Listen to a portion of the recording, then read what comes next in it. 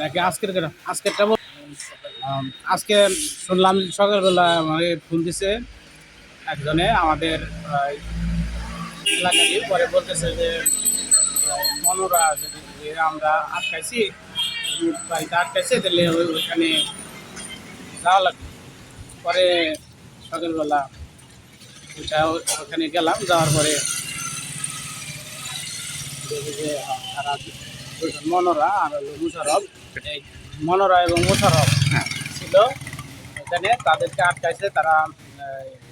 তারা নাকি শুনলাম যে টাকা মানে চাঁদার জন্য গেছিল। আবার কি এটা ওই যে বাড়ি ঘরের জন্য ওয়াসিম বলল যে বাড়িটা কোথায়, মানে কিসের বাড়ি? এমনি যে খাসের বাড়ি, হ্যাঁ, পরে খাসের বাড়ির জন্য মানে টাকা পয়সা না দিলে তারা ওই ছবি তুলে নিয়ে ওটা ই করে, ওই ব্যাংকে ফেলাইবো, এরকম একটা ই দেয়। ফরেস্ট ডিপার্টমেন্টের সাথে তাদের তারা অনেক আগে থেকে কাজ করতেছে। বিগত সরকারের আমলেও তারা বিভিন্ন প্লট থেকে এই দালালি করে 25,000 করে টাকা নিছে। একজনের প্লট আরেকজনকে দিছে, আরেকজনের প্লট আরেকজনকে দিছে, এইভাবে। কত বছর ধরে তারা এই কাজের সাথে জড়িত?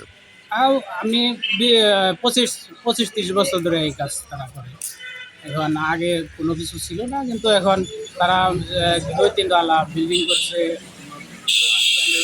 বিভিন্ন ধরনের ব্যবসা করে, ব্যবসাও করে, আবার এই দালালিও করে।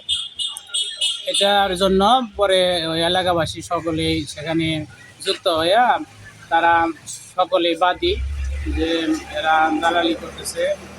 বিগত সরকারের সময়ও করছে, এখনও তারা দালালি করবে। আমরা সারা জীবন কী করে তাহলে চলবো, এরকম মানে ই করে যে তার তার অত্যাচারে গ্রামবাসী অতিষ্ঠ, এবং তার এই অত্যাচারের কারণে আমরা গ্রামবাসী তারা যারা আছি তারা পুলিশকে খবর দেয়, এবং পুলিশকে খবর দিয়ে এখানে থানায় পুলিশে নিয়ে আসছে তাদেরকে। আমরা এই সকলে এখানে 2 বাস ধরে আসছি যে এটা কীভাবে আমাদের মানে এখন এই দালালের হাত থেকে আমরা রক্ষা পেতে পারি।